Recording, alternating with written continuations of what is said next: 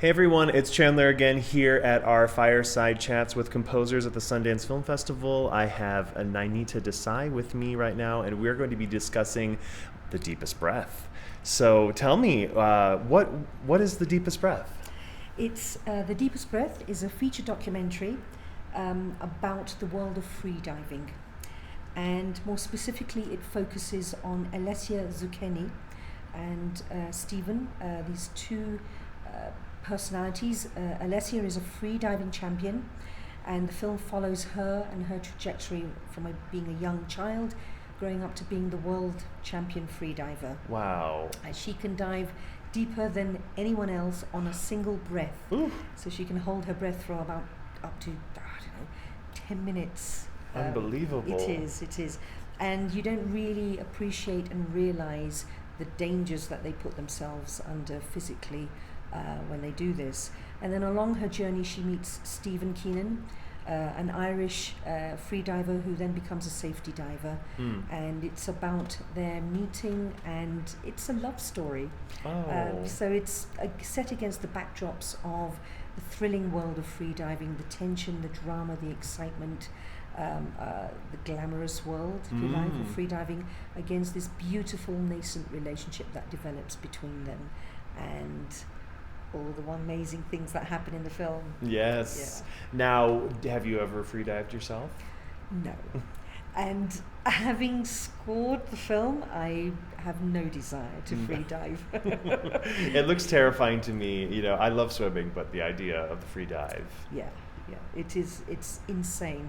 And I think what attracted me to the project was the fact that, it helps me to understand what makes human beings want to do this kind of activity. I scored another film about mountain climbing, 14 Peaks, a little while ago. And it's kind of the opposite, but the same, because it's about human beings putting themselves in extreme conditions, pushing themselves to the limit of what's physically capable by the human body and the human mind as well.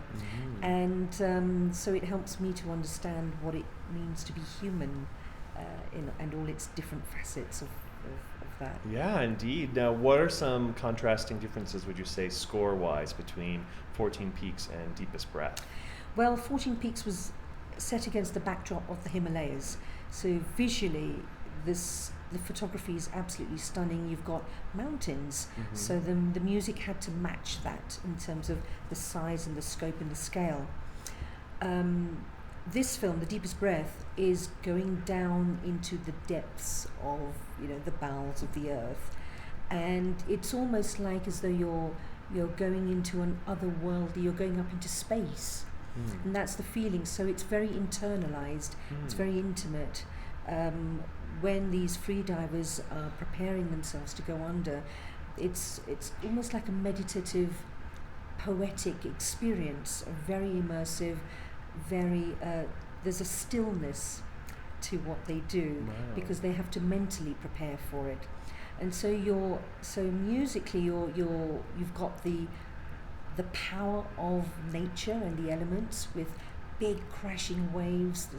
The sea waves are beautiful in terms of the cinematography, and then you go into the underwater world, and that was really interesting to explore in terms of the sonic landscape. I bet. Wow, it's quite opposites if you think about the highest peaks to the lowest depths. Yes. Wow, you've covered every inch of the planet. Now, what's a challenge? Now, I understand that in Deepest Breath, the underwater scenes, they lean a lot on the silence of being underwater. So was that a choice that the director and you kind of came up with, or how was that kind of spotted in the film? Well, there are moments of incredible tension and sort of heart in your mouth moments.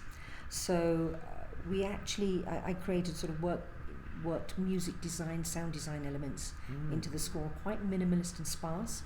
But when you're above the water, we're covering the human relationships and the journeys of Alessia and Stephen. We had two sonic palettes for the two characters. Stephen is a young man searching for himself, so he travels around the world and so the music had to be quite driven and soul-searching, and so we chose the cello and strings for him. And with Alessia, being a woman, the director Laura suggested the human voice, the female vocals. So there's a distinction there between their sonic palettes. And even with the human voice, something that I've liked to explore a couple of times in my previous work, because it's about breath, the approach I took to the vocals was very breathy. So I did some of the vocals, I did some of the female vocals in the score myself, and I was running out of breath a few times. It's all very mixing breath with the musical notes as I'm singing it. So it's not very pure and classical, but very, very, very breathy and multi-layered. And there's a lovely scene towards the beginning of the film where you've got the character of Alessia as a 12-year-old girl. So I brought in, as a musical cue for her, where I brought in a 12-year-old girl to sing. Oh. And it's just so, it was really lovely to bring out the innocence in Alessia and the dream that she had, this magical dream-like floaty world that she dives in as a young child. Wonderful. Now, I know you work on multiple projects throughout the year. Are they ever overlapping, or do you feel yourself just kind of doing project by project? Because I'm trying to figure out how you balance the work. How do you go from one mindset to another mindset within your projects? Well, because I like to work on projects that are very different musically, I don't have a problem in terms of my mental headspace switching from one to the other. But I mean, on a daily basis, breaking down my schedule, if you like, I tend not to want to work on more than 2 projects in one day. Otherwise, I like to get into the zone. So I'll spend the morning and the afternoon on one musical world, and then the afternoon and early evening in another musical world. But I do have projects that overlap quite a lot. But thankfully, I try to be careful in that they're all at different stages, so that they're not all mixing at the same time. Otherwise, I'd be freaking out. Yes, I can imagine. So, what about electronically? Are you keeping yourself organized on your desktop? Like, I'm always curious about that. Like, you guys are dealing with so much technology and files and whatnot. How are you keeping yourself organized? How geeky do you want me to be? Get in there. I want to hear it. Well, I just invested in a huge 126 terabyte RAID drive. So I store all my sound libraries and projects on that, and then I am starting to archive my projects. In fact, the drive is so big I don't have to archive anything at the moment. So it just keeps everything on it. But in terms of, I do have to be super organized. Yes. In terms of admin, I have a huge whiteboard. I'm a very visual person, so I like to see graphs and charts in front of me with different colors, and I have lots of to-do lists. I have a daily to-do list, a weekly one, a monthly one. I like crossing things off on my whiteboard, and I have and so I'll sort of work my way through that, and so I have to be very disciplined. I'll spend couple of hours writing a minute of music, move on to the next thing. So I give myself very, very strict deadlines, and it's and you'd think that you can't be incredibly very creative like that, but it's amazing how you can discipline yourself to do that. And I mean, I like to mix up chaos and order.